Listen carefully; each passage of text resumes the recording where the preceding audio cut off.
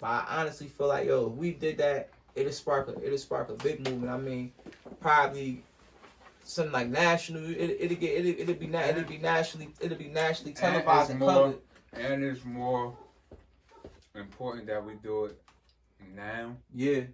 While we still got Raz in that office, and he's somebody who can, we could,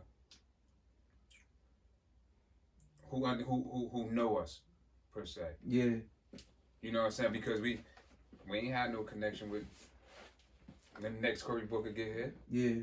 So I listened to everything you just said, right? Yeah. And it's I'm gonna give you a scenario so you can get my perspective, right? Mm-hmm. So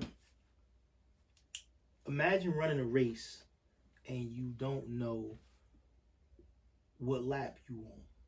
You don't know what place you in, but you see people running this race with you, right? Mm-hmm. So you hit the turn, you come around, you hit the turn, you come around, and then you see new people in the race, right? So when listening to you talk, reminded me of me when I was 22 years old, right? Okay. Watching y'all grow up in school and then being there when y'all was, like in the streets. Mm-hmm. Y'all perspective of y'all time in it versus my perspective of y'all time in it is vastly different. Okay. Right? So for me, I see the same ignorance. I see the same ignorance now that I saw when y'all was doing it. Mm-hmm. But when y'all was doing it, y'all had a certain sense of pride and purpose, right? Yeah. That I wasn't privy to, obviously, but I see the same thing. Mm-hmm. So now that you fired up, right? You fired up and you got this energy and this, you ready to go at it. You're starting to see a difference between you and these new jokers. Yeah, definitely. I'm telling you, you see the same. It's the same. Mm-hmm. I'm telling you, it's the same. Mm-hmm. When I tell you it's the same, it's the same. But because I'm on lap 43 and you on lap 30, you ain't get to 43 yet before you start going, yo, this is the same shit. And that's the scary part, right? That's the scary part because in battle, the new soldier got more vigor.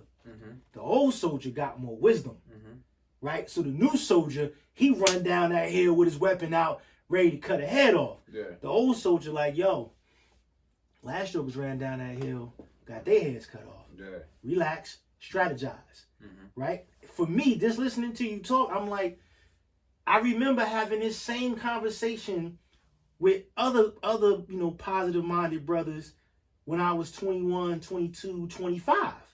I remember we used to talk about y'all like, these niggas crazy. I promise you, we used to be like, yo, why they pants so big? Why they shirts so big? Like, how they in gangs and the streets from these gangs is in LA? That don't make no sense to me. We really looked at y'all like, yeah, these niggas is nuts. I'm keeping it up. We look at y'all like these niggas is nuts. I remember when you first came in the room and Raz was like, yo, you ain't in no gang, get up out of here. And you did everything in your power to make sure that the next time you could be in that room. To us, we was like, yo, what's wrong with Rayvon? Like, why the fuck would he do that? So trust me when I tell you, when y'all start strategizing on how you want to make a difference, don't think it's different. The same thing you see in these young boys is the same thing we saw in y'all. And it's scary because for me, I'm seeing 2 generations of it now. Y'all only seeing 1. That's the scary part. Because now, when I was 25, 23 or whatever, I felt like, yo, I could fight 1 generation of this.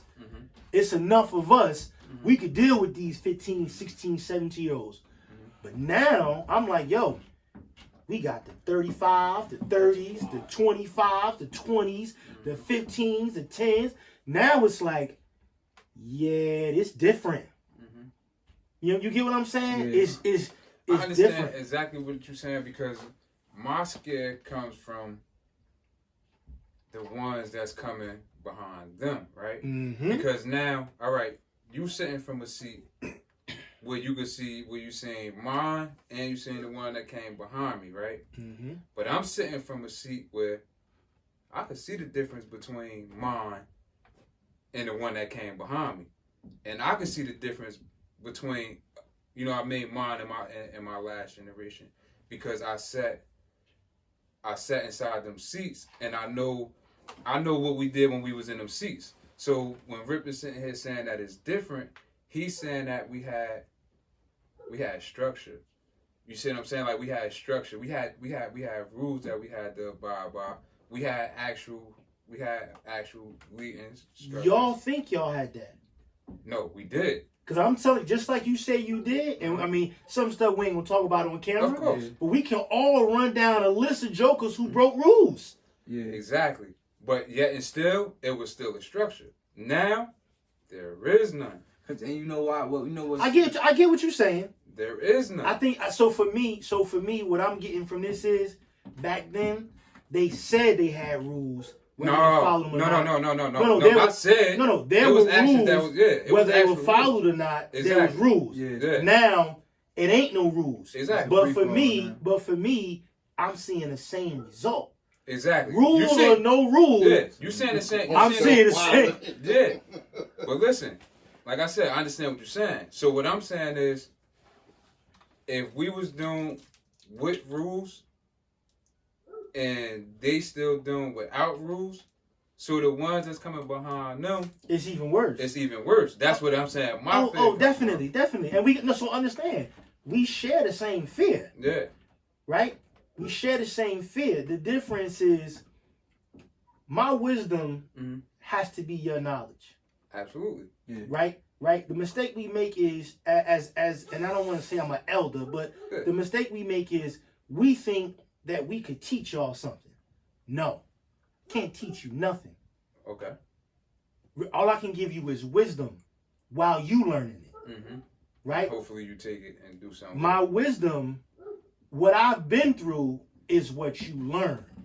Mm-hmm. Right? Yeah. So you learn what I've been through. But I can't teach you it. I can say, listen, so you're going to be out in the street? All right. When I was out in the street, this is what happened. Mm-hmm. That's wisdom. Right? Now, what you do with it, you do with it. Mm-hmm. But when we fall in a position of thinking that we can teach the ones under us, it ain't our job as an elder. This is something that a lot of people can't grasp the concept of.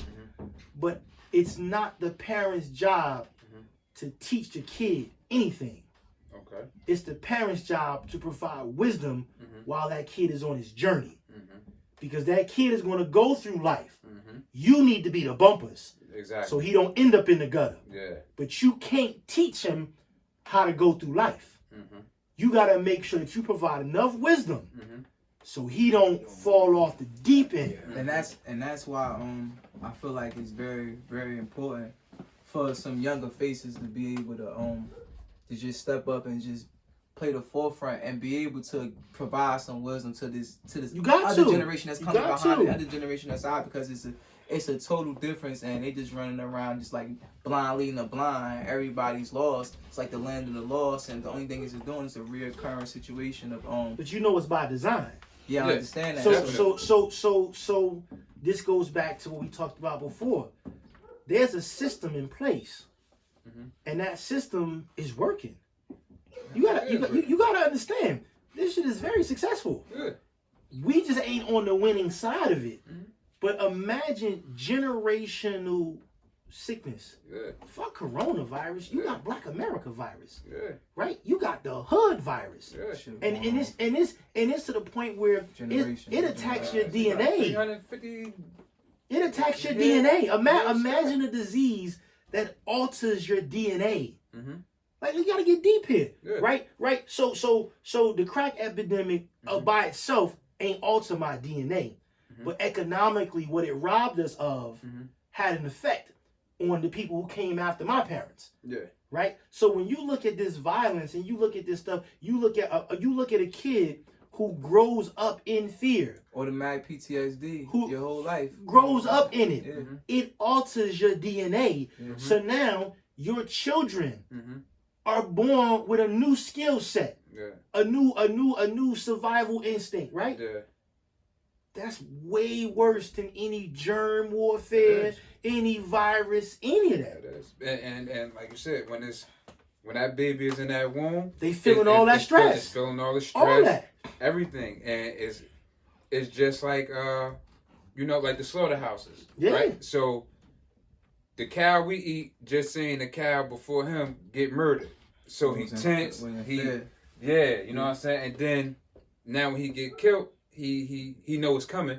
So he tensed up, he in shock, he stressed out, and then we consume it. So then we Right? consume that fear.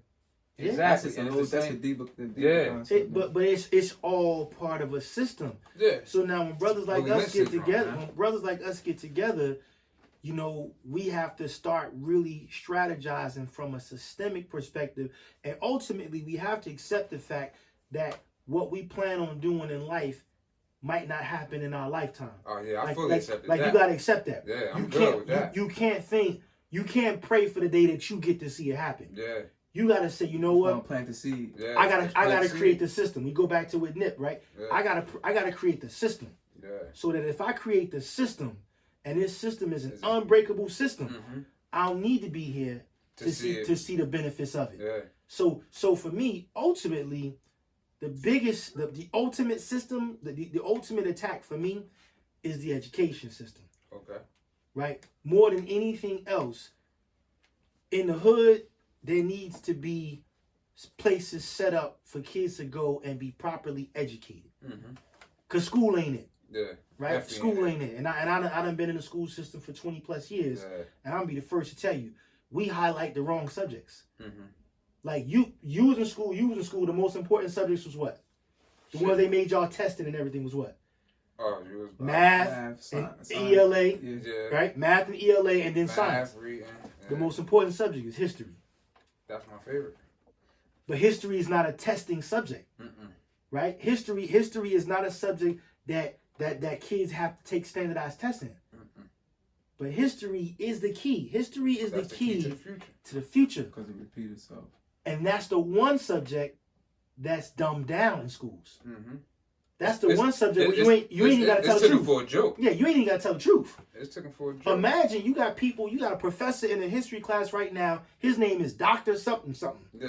And he stands there in front of a podium all day long, Mm-hmm. and he lies to you. Yeah. From a historical perspective, Mm-hmm. he lies to you. Mm-hmm.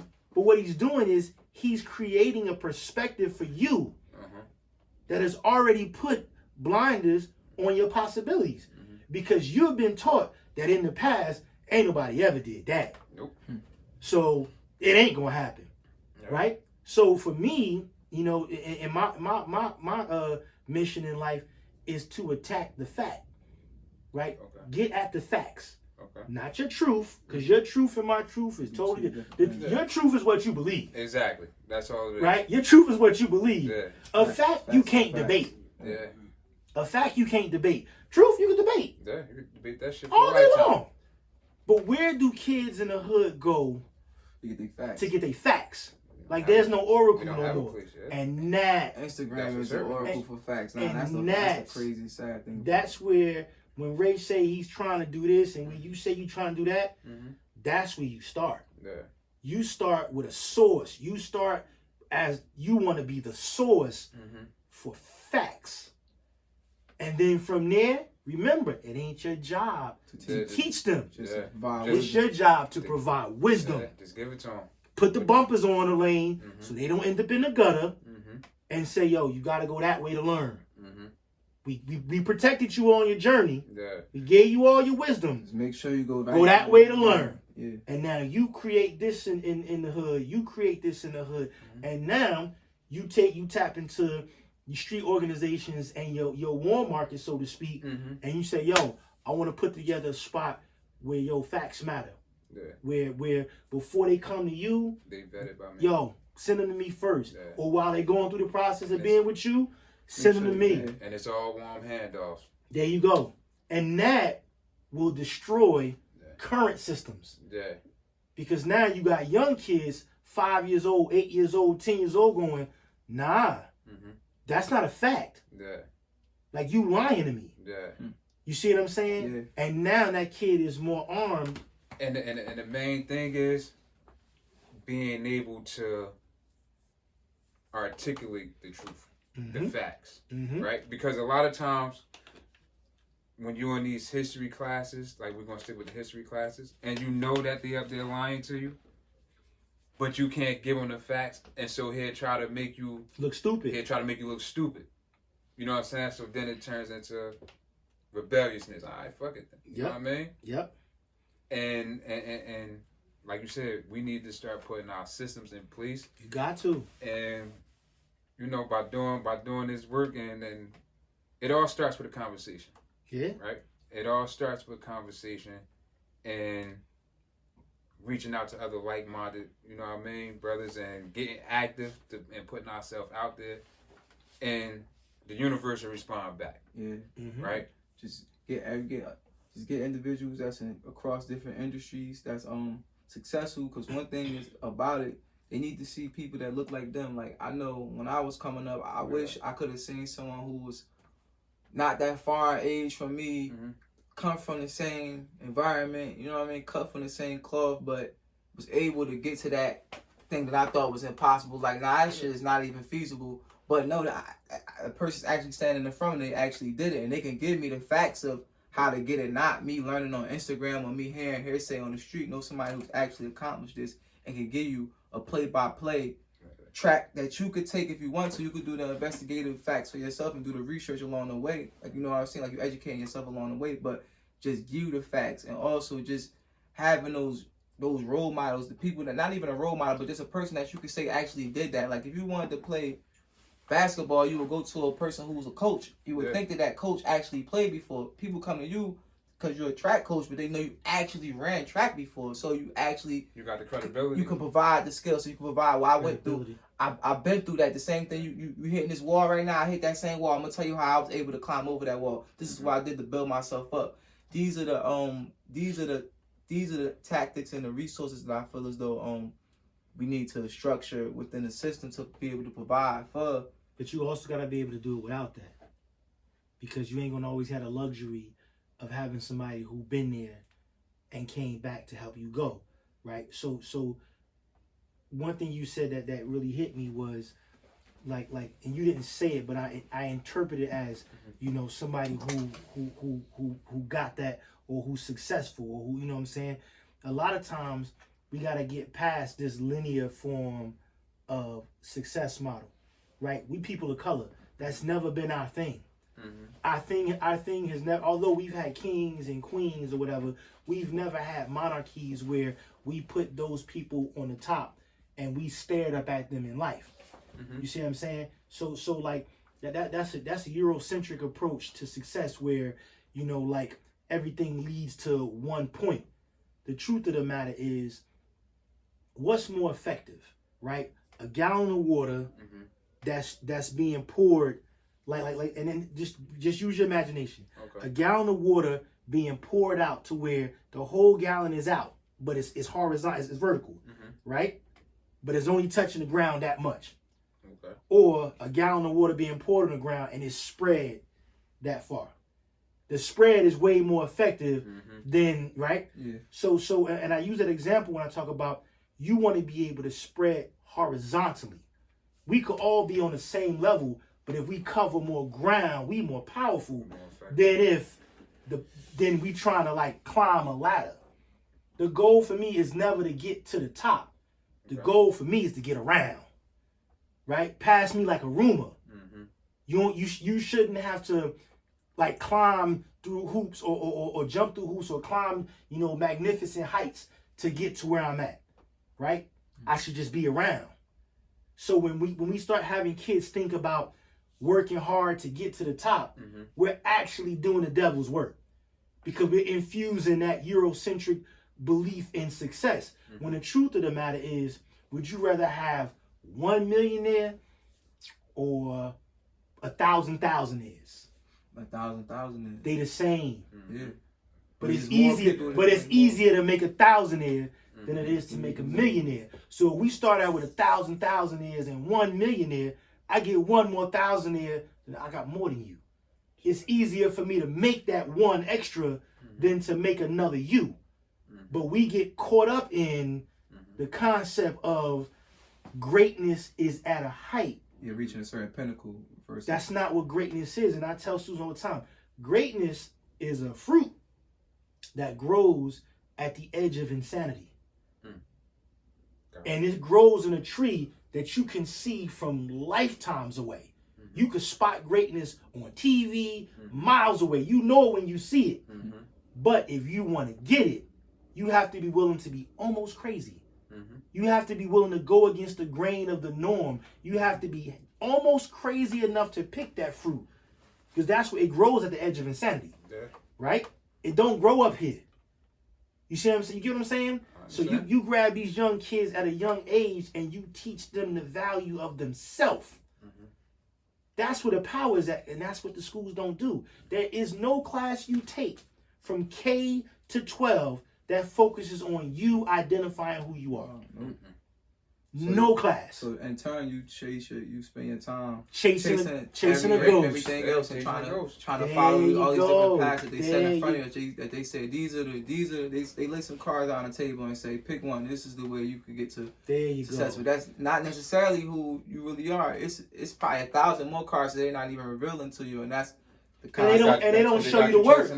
They don't show you the work, right? You see LeBron on TV dunking, pulling up threes. How many times you see LeBron practicing? Like, I'm talking like going hard, practicing. Imagine if LeBron James was a reality show where you really had to follow him 24/7. A lot of people wouldn't want to do it. They'd be like, nah, I don't want to do that. That's too much work. They would say that. And we all start, and we all see, like, Kobe. For instance, I mean, like his work ethic was insane. Had to go damn it to insanity to change that greatness. You're not gonna find block out all his friends, everything. You know, all his. That's how he had to sacrifice his whole life. No, it don't matter where you go. You can go in the hood. Find somebody we talk about. Somebody who name ring bells in the hood. Tell me they wasn't half crazy. The shit that they pulled off, you be like, yo, he crazy. Yeah, he was crazy for that. He was wild for that one, but he pulled it off. Right? And then you look at everybody else who ain't got a sack to do that. And then you see the separation. So imagine you grabbing these kids at a young age. My secret to my success has always been to convince the kids how dope they were. I used to always say, yo, bro, you got it. Like, all right, but you scared to wear it in front of people? You scared that they're gonna laugh at you if you wear your dopeness in front of them? All right, then greatness ain't for you. It's all right to be ordinary. Right? It's all right. Ain't nothing wrong with being ordinary. Just admit you ordinary. But don't be ordinary and pretend you great. Cause you not doing what they do. You ain't crazy enough to go to, I'll never forget, bro. I will never forget. I was homeless for 12 months. Why? Matter of fact, the year before I came to Weekway. Matter of fact, I started Weekway in fall 2003. So yeah, the year before I went to Weekway, right? Fall 2003 was the first year I got there. I was homeless with a master's degree, a job, a car, and a motorcycle. But some situations occurred where I lost a house, and then I had to move in an apartment. I had to move out the apartment, and I didn't have no plan B. No money. I had just enough money where if I would have went and got rent, if I would have went and put money down on rent, I wouldn't have had nothing, no savings, right? So you know what I said was? I was like, yo, this gonna sound crazy. But I'm gonna sleep in my car for a year. And I'm gonna take $500 and I'm gonna go take a real estate class at Wycott Realty. And then when I went there to take the class, they had cut me a deal. They said, if you take the class and work with us, you ain't gotta pay for the class. So basically, okay. So I was like, bet. I'm not going to work for you, but I'm going to let you think that.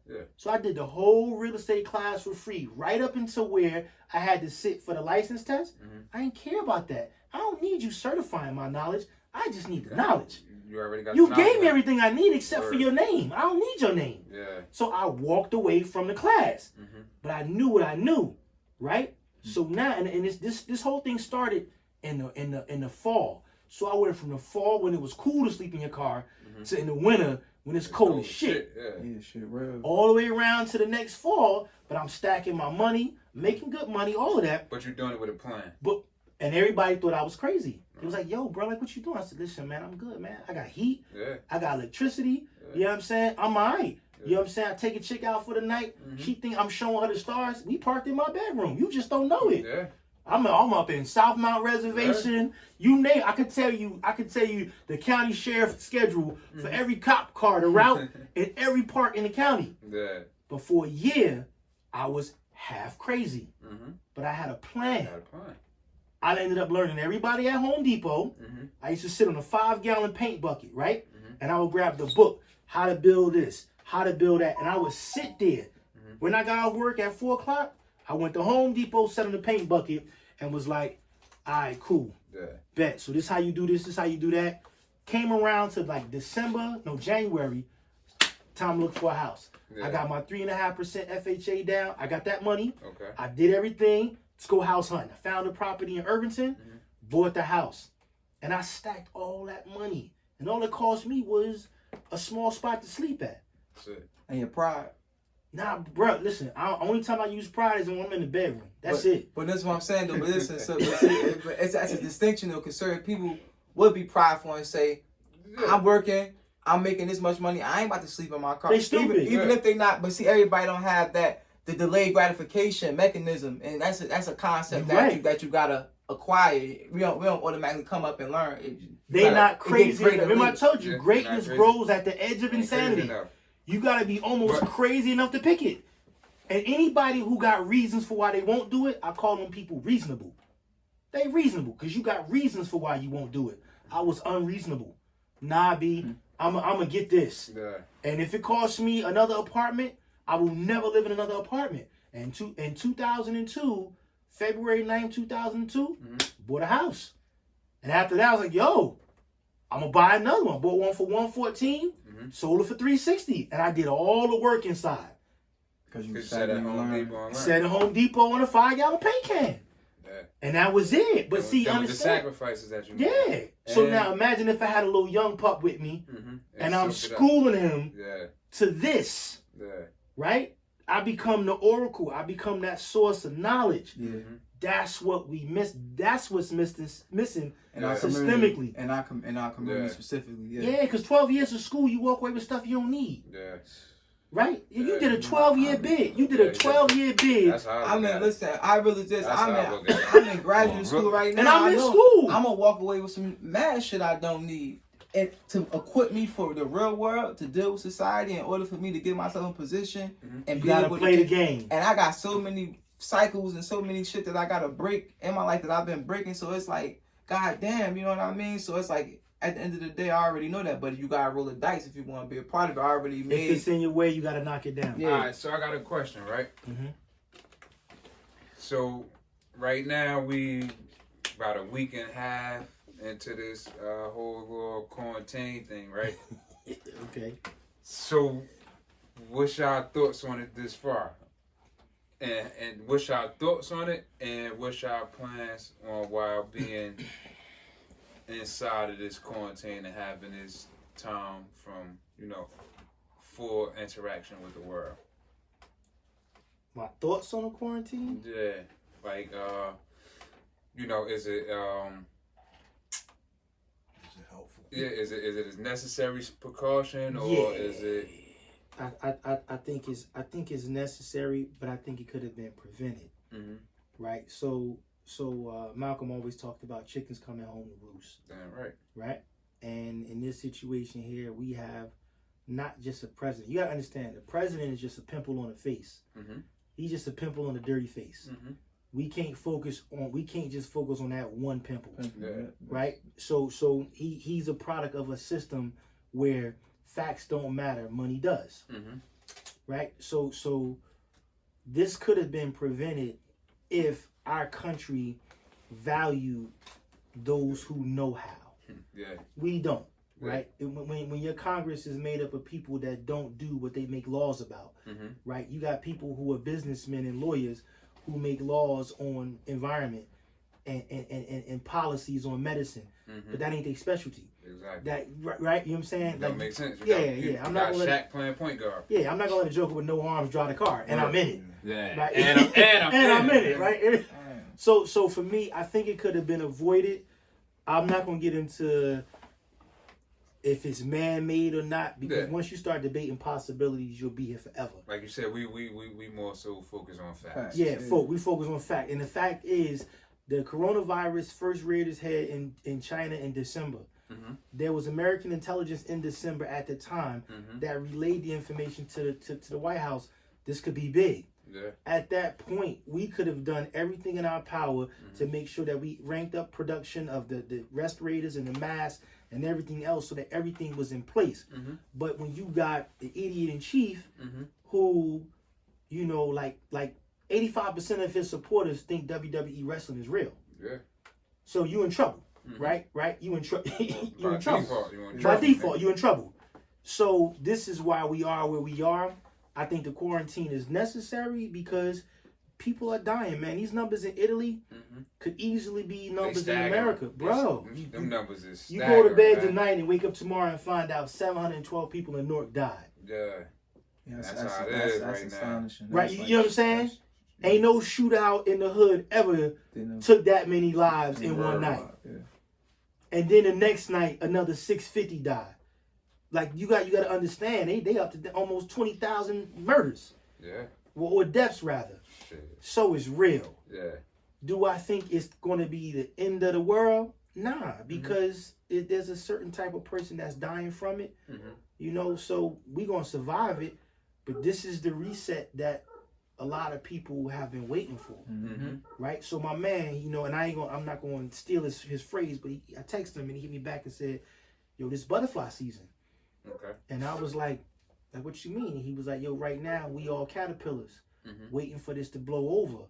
But while you home in that cocoon, you need to be better come out. you need to be ready. And stuff to what's about to happen. There's gonna be some change. Exactly. So when it happened, you bloom. Yeah. Right? Because you know the joke, butterfly and caterpillar at the bar, and the caterpillar looking at the butterfly like, nigga, you changed. And the butterfly like, nigga, you didn't.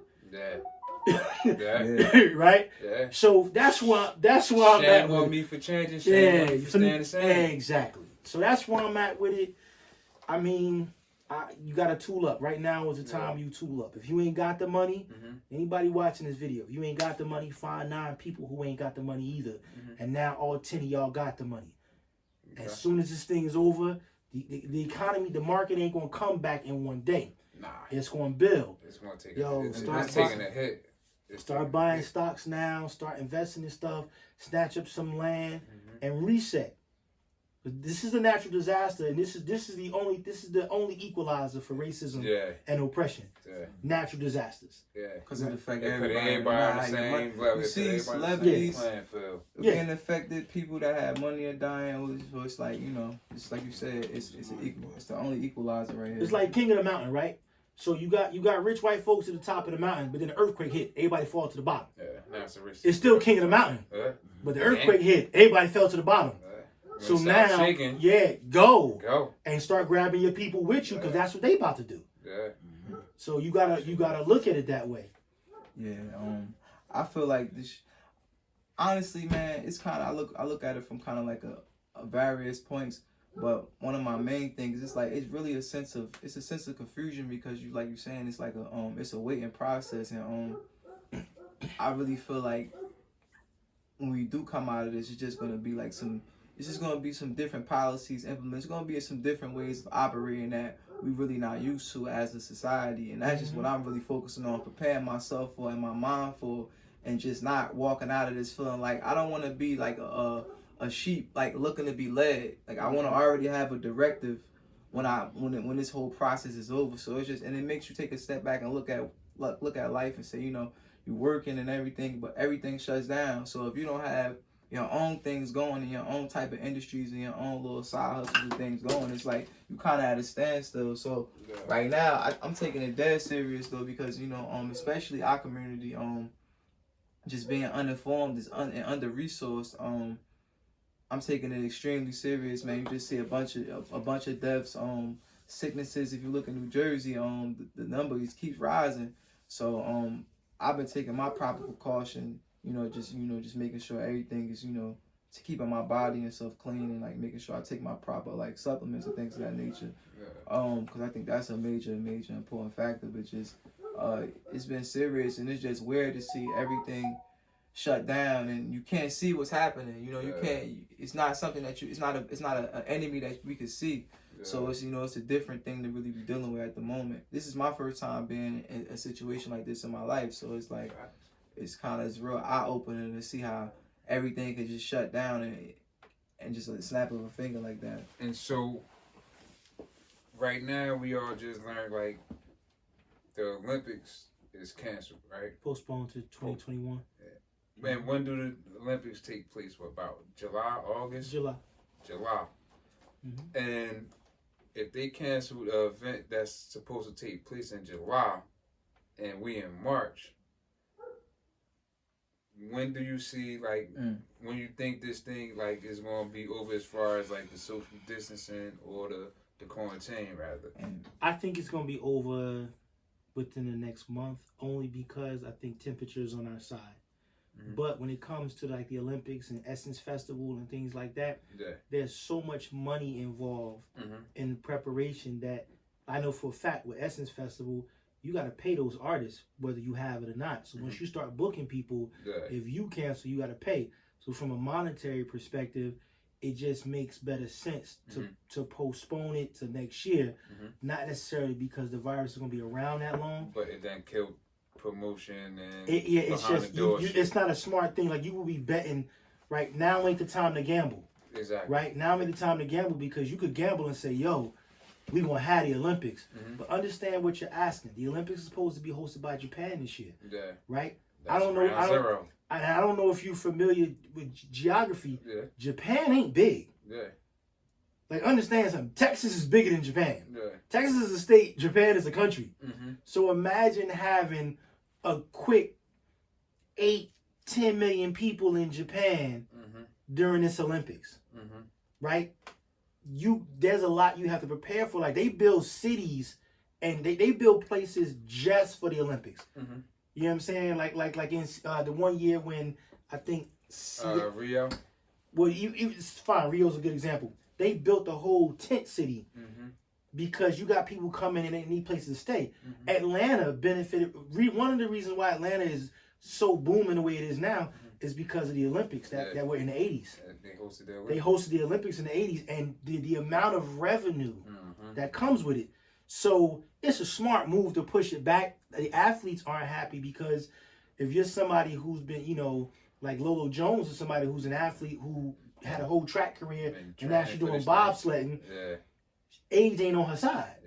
Right? So it's a but it goes back to what you said. It puts everything in perspective. And this is when this is the reset. This is when you gotta start saying everything ain't supposed to be focused on. Right? Like I got caught slipping with this whole thing because I was raised better. Like my mom, we had a pantry and we had like a basement full of water. We stockpiled water just for stuff like Armageddon was something my mother talked about every night. Me growing up, 2-income household, I got caught slipping. So and how you feel about that? I feel like a fool. I feel like a fool. Don't feel good at all. I feel like a fool, right? I got money in the safe, but like that money that's paper. Yeah, fuck you gonna do? Yeah, exactly. Like I can't. If shit continue to go on, that money mean nothing. It's gonna mean nothing. And now I'm looking at kids to feed, and I'm like, yo, I didn't do my due diligence. So for me, I'm already like redesigning my basement. I'm putting not a panic room, but I'm putting a spot in there with a safe room where I'm gonna have food, ammunition, and everything because this gonna happen again. Oh, please believe this gonna happen again. We talking about a disease, a virus that ain't really killing everybody. But imagine, like the measles is worse than this. Because the measles stay airborne. Like this got 10-foot droplet distance where if I'm here and he's within 6 or 10 feet of me, if I talk, it might land on the floor. Right? And now the only way he gonna contract it is if he touch it and then put it in his face. Measles don't work like that. Yeah. Measles can travel in the air for days, bro. You see what I'm saying? So you talking a whole different whole different preparation. Yeah, that's a So whole different monster right there. It caught me slipping. I ain't gonna front. And as a man of the household, I really felt weak. Like I really felt like a punk. Yeah. Like, yeah, this can't happen. Yeah. This can't happen again. So next time you got to be ready. It's gonna happen again, bro. Yeah. And I'm not positive if it was Bank of America or Chase Bank, but I know they one of them just officially calling it a recession. Oh, second quarter came. The jobs report came out today. Okay. Yeah. Yeah, that's what I said. I believe it was today that they announced It's it. bad. Yeah, and because you got to figure they already. I think they spending is going to cost about like $2 trillion. $2 trillion, right? In the stimulus plan, but understand, and people need to be clear on this. This recession is going to happen with or without this virus. Okay. Right. So why? Because Trump took the safety bills off that Obama's administration put on. So you gotta understand, Obama was sandwiched between two money-hungry presidents who didn't care about nobody else. Exactly. Right. So regulations and everything else that were put in that weren't in place during 9/11 from 2002 to 2008, Obama put in place. He saved the car industry. He saved Wall Street. He saved the banking industry. And before he was out as president, the Fed interest rate was in the 5s. Okay. Whenever the Fed is above 4.5, 5, that means the economy is doing good. Okay. The Fed only drops when you need people to start spending money. To bail it out. Yeah. So understand, the bailout came in 2009. Exactly. The Fed dropped down to 3.1, 3.2. Housing refinances were great. Loans, everything was because you needed to flood the market with people spending money. Yeah. By 2014, property values is going up. You know what I'm saying? Business is booming. Jobs are being created. Trump comes into office in 2017, and he cuts all the safety measures from USDA, agriculture to you name it, environmental, EPA regulations. He just starts smacking regulations. Okay. So even though the fact that this pandemic even happened, he dissolved the pandemic. He dissolved the people who supposed to fight this. The pandemic, he got rid of it. He got rid of it. So understand, like, this was going to happen because for rich people, it needed to happen. Absolutely. Right? You got to understand, like our money ain't backed by nothing no more. Gold or anything. It ain't backed by nothing no more. Okay, so let's get into a little bit of that, right? Inflated money. So both of you guys, you know what I mean, y'all know a great deal about that. And so could for the viewers who don't understand currency or U.S. currency per se, we'll stick with the U.S. currency. When you say it's not backed by anything, can you put some clarification on that? I'll make it as simple as possible. I think I got okay, so right now, I have $1 in my hand. This is the best way to say it, right? You need something to represent gold? Nope. Or something? Let me just going to say gold. Okay. This dollar is supposed to represent a fraction amount of gold somewhere. Okay. Right? Gold is heavy. Gold is rare. You don't just walk around gold, with your gold. Exactly. So what happens is banks take the gold, they house the gold, and they give you paper money as a translation of the amount of gold that you put in the bank. Promissory notes. Yeah, exactly. So now this is attached to that. So as long as this is attached to that, the value of that is never going to go down because it's rare. Right? So that means the value of this is always good because the gold is always good. The way the banks work, for people who don't know, the bank takes your money and they invest your money into the market. They keep 99.9% of the dividends off of your invested money, and they give you like less than 1% just for letting them hold your money. That's why the interest, Yeah. It's a poor man saves, rich man invests, right? So the moment you detach the American dollar from the gold standard, you now have what we call in the hood funny money. So it's funny money. This is funny money now, Funny money. because when the economy is doing bad, the Fed just prints more money and puts it into the market. This is what causes what we call inflation. Okay, so prices go up on everything. Yeah. So look. That's why the bread. So now, that used to be 50 I'm the cents bank, right? now. Cakes. Shit. You give me your gold. I give you a receipt, which is called the dollar bill or whatever you want to call it. You give me a translation of funds. Yeah. Okay. So now, I'm housing not only your gold. Everybody's gold. Yeah. Everybody gold, right? Yeah. And I'm doing business with them over here. I'm flipping your money. I'm gambling y'all money. I hit. You hit. We ain't hit. Yeah, I hit. Yeah, we ain't hit. I give you back for every dollar that you give me. I give you half an extra penny. I give you half of a penny. Yeah, because if you gave me a penny, that would be like, yo, you gave me 1%. Yeah. So for every $2 you gave me, I'm gonna give you a penny for every $2. Okay. Cool, right? But you made. But this whole yeah, all these millions over here, this mine now. Yeah, you literally getting pennies off a dollar. And the deal you brokered with the government is you insured all of our money, so in the event that you roll snake eyes, we don't lose our money. Yeah. If you go blow, you get all the money. Yeah. So now let's say you kind of come pull your money, right? Basically, ass betting. Yeah, I'm ass betting. That's basically this terminology that's for the that's what the banks do. So look, I crap out, right? Damn. I crap out, but you come to the bank and you say, yo, I want my $100,000. I'm gonna take some of his money. The only way you totally lose is if everybody come at one time, which happened in the 30s. Everybody wanted to pull all their money out at one time, and the banks didn't have the money there. So they was and you know what's kind of crazy? They was scared, I think, because I went to my bank when this shit was happening last week, and I was trying to pull out and they looking at you some funny, money. like, They looking at me crazy, like, nah, you can't take out that much. And I'm like, why? She was like, oh, you only can take out this limit. I was just thinking maybe that's because it's panic around everybody. They're not letting everybody just come. No, because you're weakening them. Because what happens is if you start doing it, and then if everybody starts to do it, right? A routine's enemy is an anomaly, right? An anomaly is the enemy to a routine. Yeah. So when things are supposed to be a certain way, that's great. But then when something just happened out of the blue, now it's like, yo, what's fucking do? It's a panic. That's why when people come to your house, they come and kick your door in 3-4 o'clock in the morning. It's like, whoa. It's an anomaly. That ain't supposed to happen. Yeah, they knocking you off your balance. They ain't supposed to happen. And so before we get off of it, right?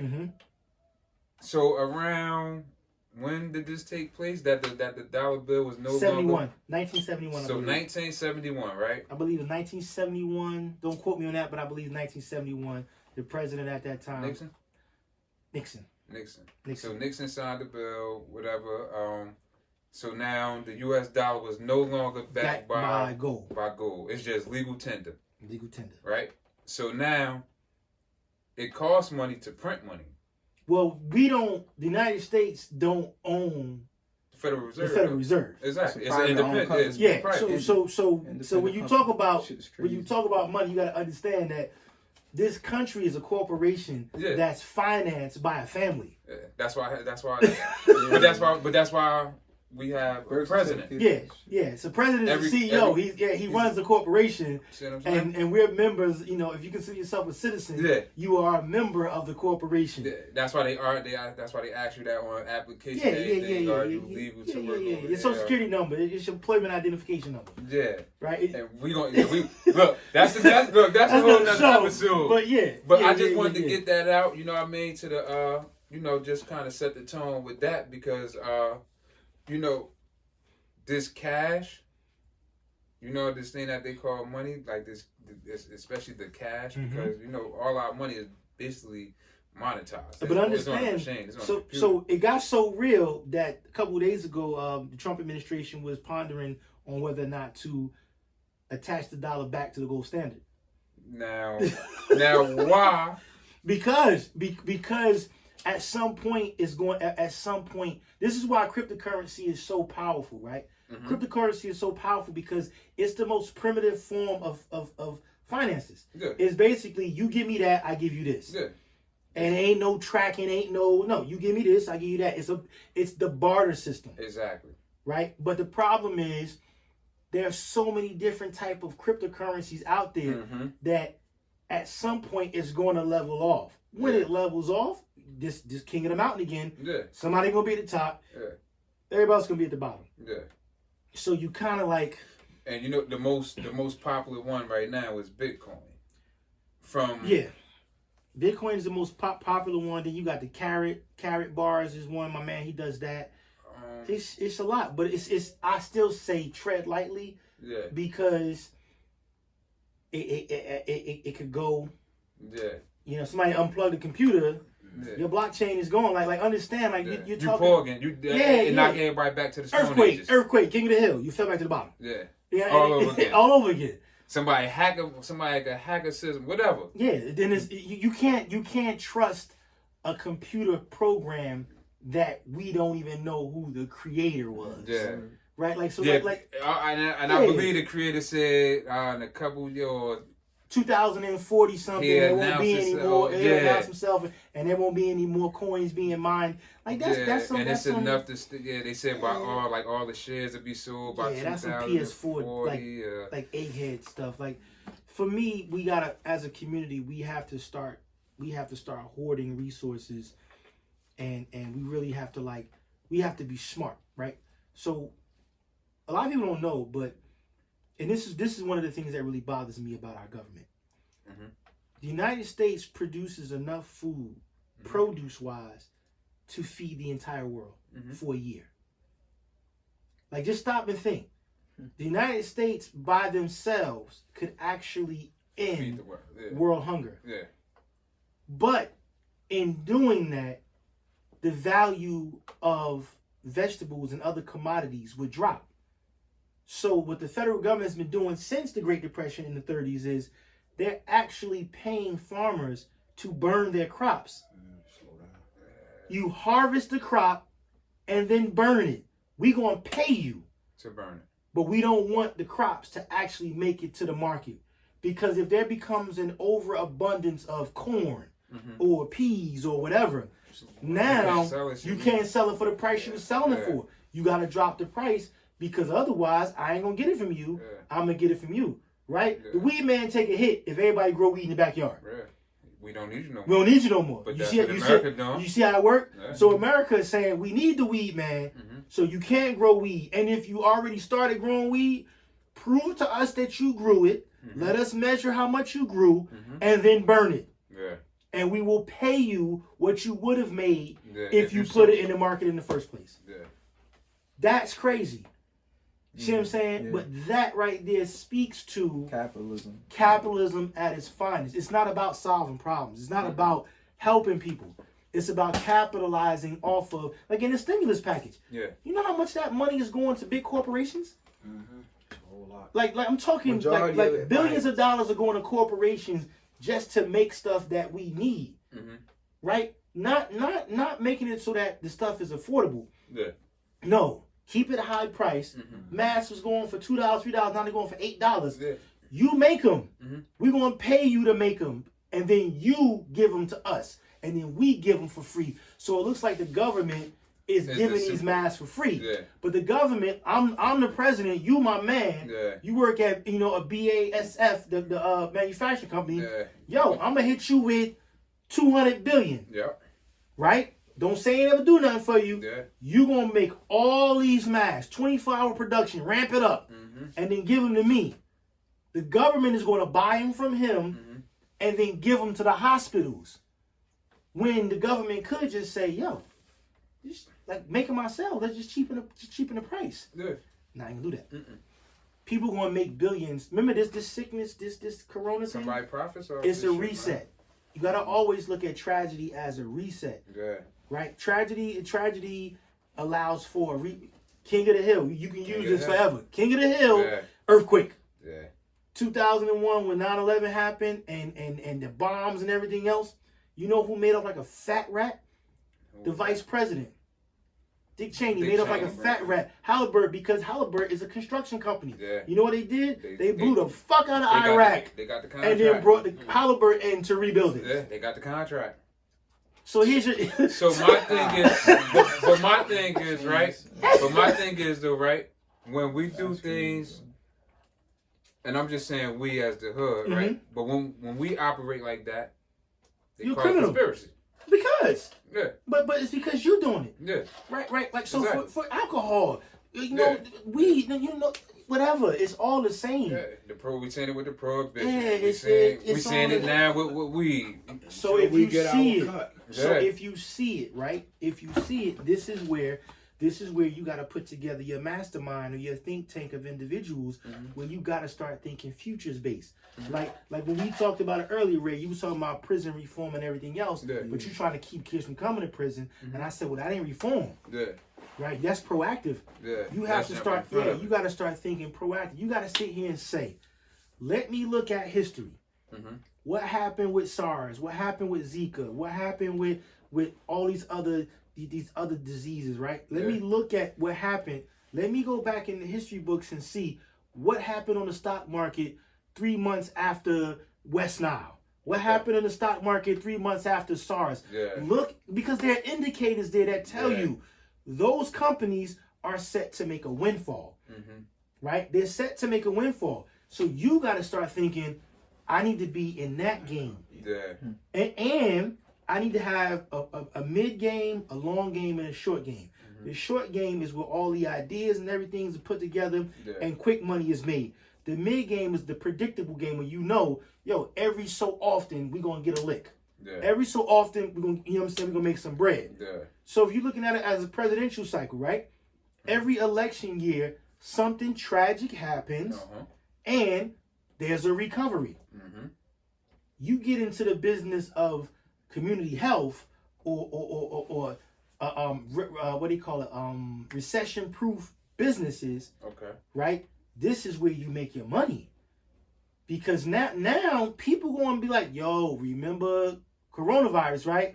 So listen, what we trying to do is we trying to set up a coronavirus or a natural disaster prevention program. Yeah. You know what I'm saying? What we willing to do is we're willing to buy a warehouse.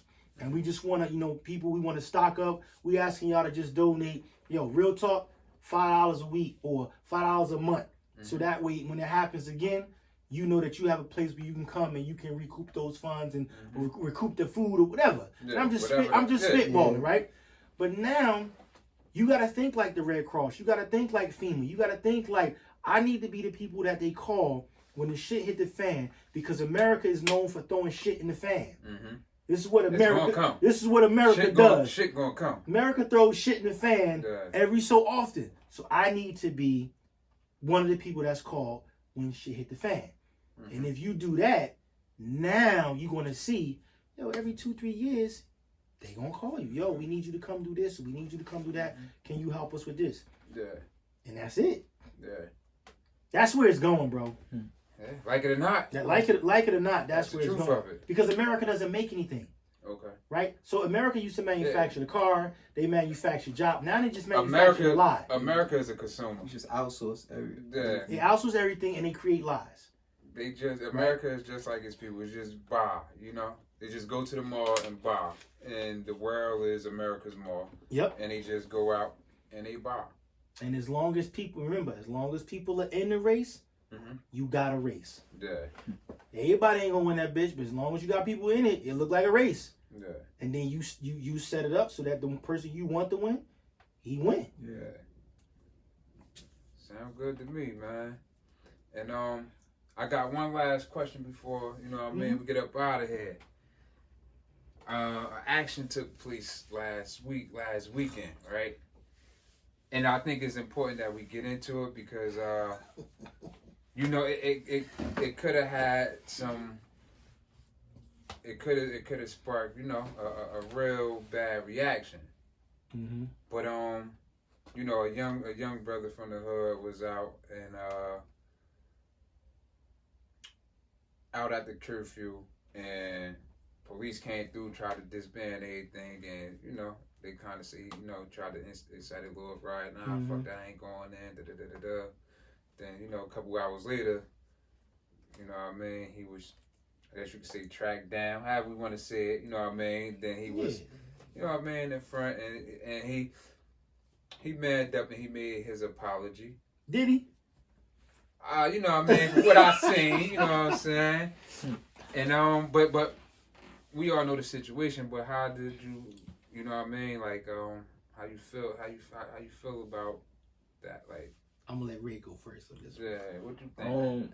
I think he was like extremely ignorant, man. It's important right now. It's not to spread ignorance and not to spread ignorant behavior, ignorant habits, because at the end of the day, we don't have enough information about the virus or the way it's actually being spread or people who are potential carriers. So, you know, if you don't care about yourself, you know, you can keep that to yourself. You don't have to spread that on social media to hundreds of other people, man. He went viral, you know. That was on Shade Room, different places. Millions of people saw that post. So it's like you don't want to just spread that form of ignorance and him apologizing. It was just like, you know, he needed to do that anyway because he made himself look like a damn fool, to be honest. You know, in my opinion. It's not the time for that right now. It's not the time for that. But then after he apologized the next day, he went back on the gram and did it again. Yeah. Oh, see, I didn't even. Oh, you ain't see? I just saw the first incident and the apology. He went back out there again, you know, acting the fool. But so, what's the best way I could say this, man? Yeah, you encountered behavior like that. Why? Why? The best way I could say this is, niggas love lights. Yeah. Niggas love lights. And when that light is on, somebody gonna twerk. Somebody gonna act a fool. Right. This is the opportunity. This is your shot. Yeah, this your chance. 5 minutes of fame. This is your chance to just be a nigga. Yeah. And I'm not going to discount his background. I'm not going to discount his education. I'm not going to discount any of that because that would be insensitive of me to assume that he's just like everybody else and he just decided to be stupid. No, in his mind. He was king of the hill right now. And in his mind, he was putting on. Yeah, in his mind, he was putting on for his whole hood because his whole hood was out there. He wasn't the only one out there. He wasn't spitting them lyrics. When he started spitting them lyrics, and they in the background saying it too, like understand? That was a mini movement. Yeah. But the thing is this. But at what cost? Like at what cost? We seen that cost. At what cost? We seen what he paid, man. And for me, this why my mayor different. Yeah. Like real talk. Facts, this why my mayor different. Because any other city this would have happened in front of, the mayor would have had to find somebody to find that kid. And they probably wouldn't have even done nothing. Raz is like, yo, who this kid?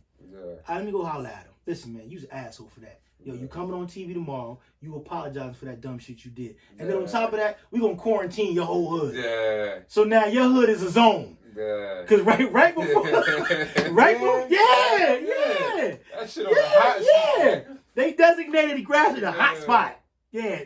Thank him for that. Thank you, sir. Thank him for that. Yeah. So, you know what I'm saying? And you know, and behind door number 3 for you, dummy.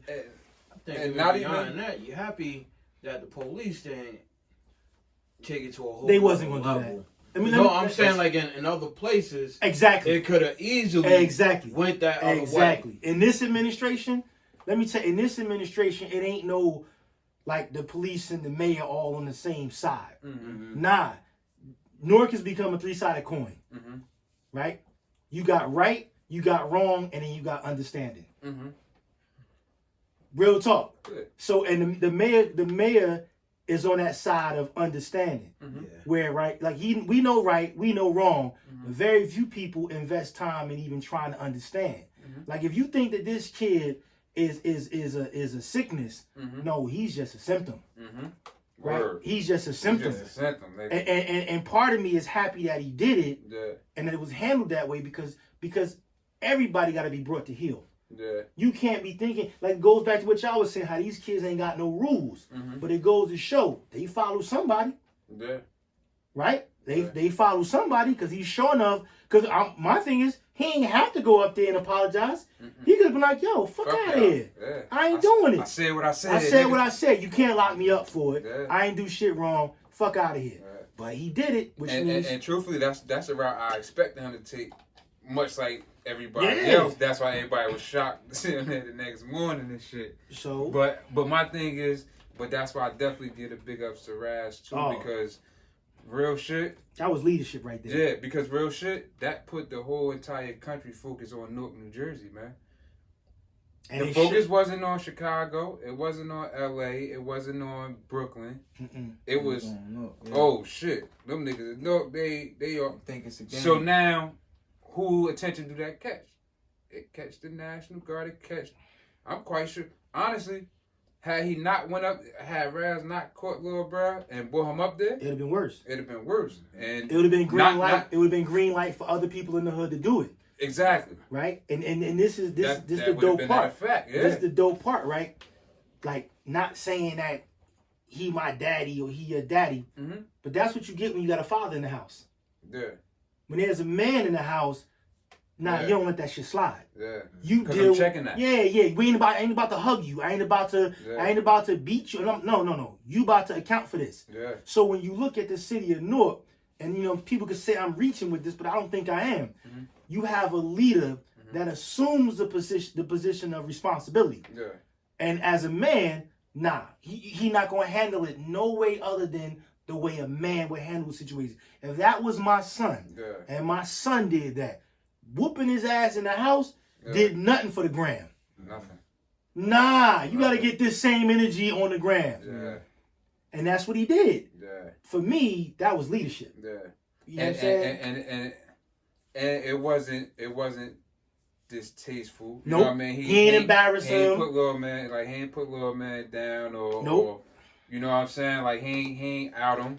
You know what I mean? He gave him the same big ass platform he was looking for. that he was looking for. Yeah. Spotlight. You know what I'm saying? Brad used to say it at school, yo, you want the spotlight? Yo, put him on the stage. Yeah, put him on the stage. He want attention, right? He used to say, yo, you want attention? Yo, bring him up on the stage. You want attention? Here you go. Yeah. Here go the spotlight now.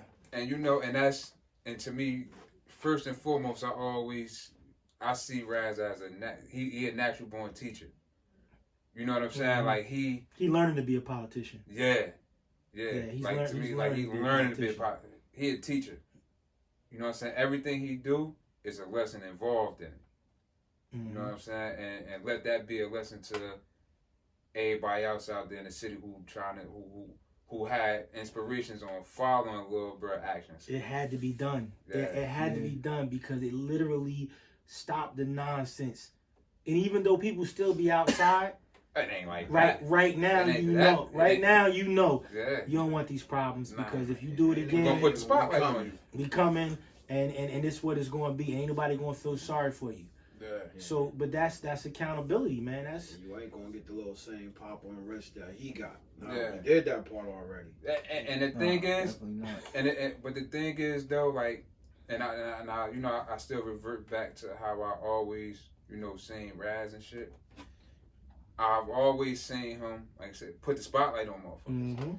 So, acting out in school or acting out in class or this, that, and third, he not the type to kick you out the classroom. He gonna give you that attention. He gonna give it to you right then and there in front of the same people you was just wilding and bugging out in front of. Yeah. You know what I'm saying? And I seen him take the same steps with Lil Bruh, you know what I mean, last week. But like I said, that was important that he did that because, like I said, had this thing not get jumped on and the rest of the city would have reacted in them same type of men. We'd have had tanks rolling up and down. Every housing complex where they had a courtyard, you'd have had the same thing. And then Joker's been out there barbecuing, grilling, speakers outside. Look, and we know, and we all know, we all know that motherfucking. We all know that Tanks is not a stranger to Newark, New Jersey. No sir. No, he just ain't making an appearance in a couple of decades, but they definitely love to roll back through. They come shoot it back. And they ain't got no vested interest. They ain't got no vested interest in in what you care about either. It's like, I'm here to do a job. Yeah. I'm here to do a job. I got the green light. Yeah. Act stupid if you want. This bigger than Newark right now. Yeah. This is National Guard. Yeah. Right? This ain't the City Guard. It ain't nothing that Raz or nobody else can do to stop him once they get that green light. And if he look like he can't control the citizens of his city, somebody they gonna make that call because we going through a pandemic, man. But the part that bothered me the most about it, I know it's your last question. The part that bothered me the most about that whole video was He pulls out money. Mhm. He fans his money Yeah. and says, "This our hood. We don't gotta listen to you. We ain't going nowhere." Yeah. And the first thing I thought of was, You don't What's own that? shit you down don't there. own shit down What's there. Not a fucking crumb. I hate yo, man. So Not watch a corner this. sniper. The police tell you not to Variety go store. outside. Yeah. You don't listen to the police.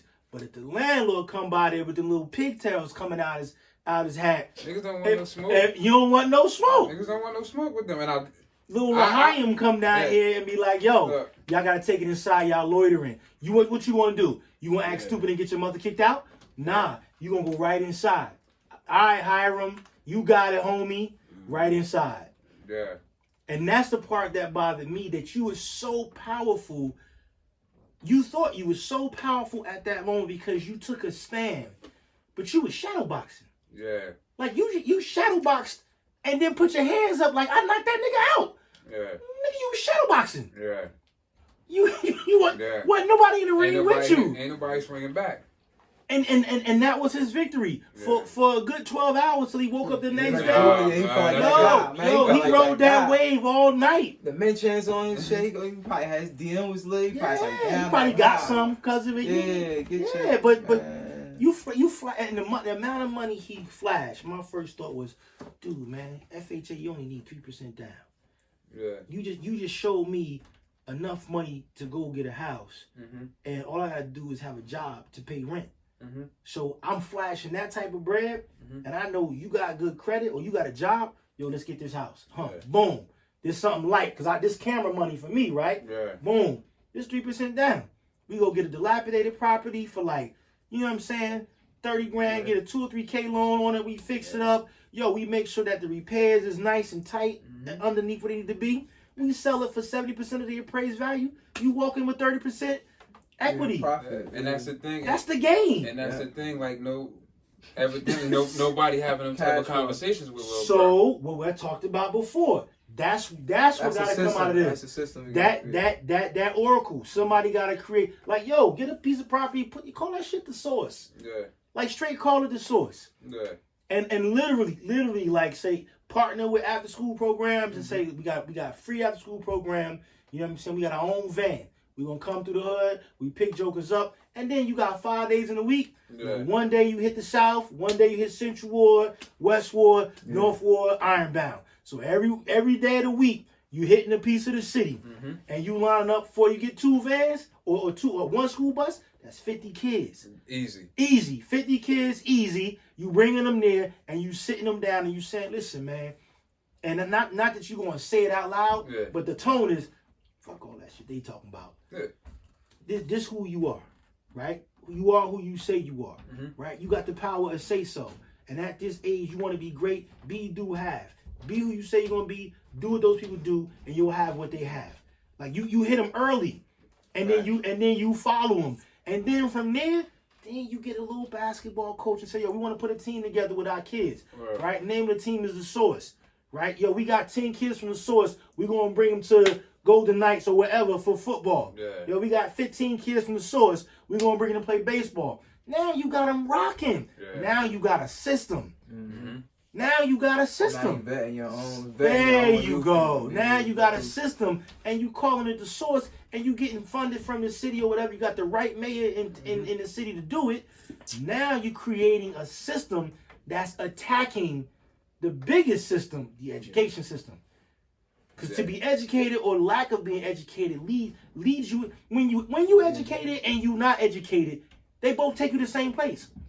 You walk across the stage with a diploma, you a fool. You drop out, you still a fool. So I mean, dude, I understand. I work in the school system. Yeah. God forbid they ever give me a building to run. I promise you. Oh, I'm like, listen, man, I might not be here for 3 years, but I promise you, what we gonna put in place, I ain't gonna buck the system. I'm gonna show you this is where things need to be. Right. These are the things that need to be put in place because that's the only way you win. Imagine walking across the stage with a 4.0. You Magnum cum laude, valedictorian, you all of that. Damn fool. And you a damn fool. You ain't got a clue Yeah. what life is about. You don't know who you are. You've mastered the art of working hard for somebody else's goals and following rules. You know how to not get in trouble, but you Word. don't know how to get rich. And then you design your whole life around getting a job, working for somebody, just so they can pay you 60% of what they've been paying you for the last 25 years after you retire. And you still gotta pay back all that shit. Yeah, and you gotta pay back your loans if you ain't get them. And then the joker who was a C student, D student, was like, yo, man, I don't really know what I'm gonna do, so I'm gonna go to the military or I'm gonna go to the fire department. And then you see them at your 10-year reunion, and they've been on a fire department job for 10 years. You just getting out of medical school with loans, $300,000. This joker making $150 with overtime. Working 1 day on, 3 days off. Stupid. You feel crazy. You feel crazy. Just put everything in perspective real quick. Yo, you only knock it down if it's in your way. Yeah. Right? You only knock it down if it's in your way. Don't go out your way to knock it down. Nah, if college ain't in your way, don't knock college down. Yeah. You know what I'm saying? If it ain't in your way, don't knock it down. You gotta be like water. Something in your way, just roll around it. Unless I gotta knock this down. I want to be a lawyer. I want to be a licensed, certified lawyer. I gotta go to law school. Yeah. So you know what? I gotta knock it down. It's a necessary evil. Yeah, I gotta knock it down. But I want to be rich. I want to make money. I want to take care of my family. I don't gotta knock that down. Yeah. And that's what's not being taught. Yeah. That's what's not being taught. Yeah. Sound like your brother. Word. Yo, that's what's not being taught. I tell anybody watching, I tell them right now, Yeah. I got the best plan B for you. Okay. Best plan B. Go to the Navy. 4 years in the Navy, you ain't gonna be on the Front line. no, ain't no front line in the water. Yeah. Ain't no battles fought at sea. Yeah. Right? It's Yeah, a hustle. yeah. It's a straight up hustle. Jokers who die in the Navy die from friendly fire Uh-huh. or accidents on the aircraft carrier. Yeah. You ain't nobody shooting at you. Yeah. You don't get no points for blowing up a ship. Yeah. Because the moment you blow up a U.S. carrier, our bullets gonna be coming from outer space. It's gonna be lasers hitting you. Yeah. Don't get it fucked up. What you see ain't what we got. Yeah. You know what I'm saying? So you go to the Navy for 4 years, right? You're not gonna be on a sub. They put the rarest of the rare on subs. Yeah. Then you tell them, I want to be in Norfolk, Virginia. Okay. I don't want to go to Tokyo. I don't want to go to San Diego. Station me in Norfolk. Why? Because everybody else want to go to Tokyo. Everybody else want to go to San Diego. So you go, I go to Norfolk, Virginia. I'm 6 hours away from home, right? You gonna do 3 tours, 3 10-month tours. So for 10 months, you're gonna be on a boat out in Bahrain or somewhere. You getting paid double time. You ain't got no expenses because room and board is paid for, right? So now you come back from your tour. Now you just you in the Navy, but you work whatever your rate is. You work on the base. Weekend, you get in the car, drive home, see your family, come back, whatever, you chilling. 4 years, we talking a 4-year bid. Then, right before you about to get out the Navy, just like reevaluate yourself and see if you damaged, if you got PTSD or any type of disability. You gonna let them know, I'm fucked up in the head. All right, then you know what? We gonna let you go. You gonna go out on disability. Now you a disabled vet. Yeah. Pay dirt. Checks for the rest of your life. Pay dirt. You getting checks for the rest of your life. You don't pay taxes on property that you buy. And your GI Bill gonna pay for 3.5 years of school. So 3.5 years of school, you get a veteran loan. So if you get a conventional loan, you ain't gotta pay the 20%. Okay. Right? You dissolve that. You get 3.5 years of college. Not only do you get the school, but you get residential money. If you got an apartment, they're gonna pay for that while you in college. You get all types of perks, right? But bigger than that, if you decide to get a job with the city, they gotta hire you.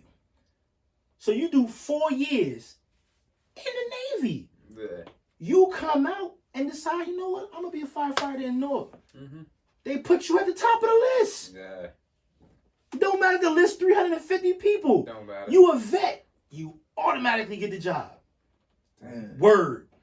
So now, That's a finesse play like a mother. Yeah. It's a long game, Hey, but it no, ain't it really ain't a long game. long That's a because short you're game. going, But dude, some you're people going to like I'm college. saying, nah, it's a short game. I'm saying, but for a person would probably say, damn, 4 years. But I know it's a short game. I done been in school like 10 years already, so it's like, Bro, you going to college I know. for 4. Yeah, I know. I already know. So you gonna do 4 in college? Yo, so you definitely just gave him the keys to the back door. Yo, man. that's if you don't know what you want to do, do that. Yeah. do that. And it'll work too. It really will work. Ain't none of it That's illegal. Yeah. Ain't none of it illegal. It's all above ground. Yeah. All right, man. So, first things first, though, before we get out of here, I want to thank both of y'all for coming through, No doubt, man. And number two, this is only the beginning, No right? doubt. No doubt. So what we want to do is constantly, you know what I'm saying, like constantly have these type of conversations, but we don't want to let it stop at the conversation. You gotta put action to We it. want to put action to it. Yeah. You know what I'm saying? We want to put action to it. We want to reach out to like-minded brothers to also come and join us and have these types of conversations. And like I said, we just want to build from here, man. So again, I thank both of y'all for coming through No today. doubt, bro. No doubt, man. You know, man. It makes me Of course, feel man. good to see y'all growing up and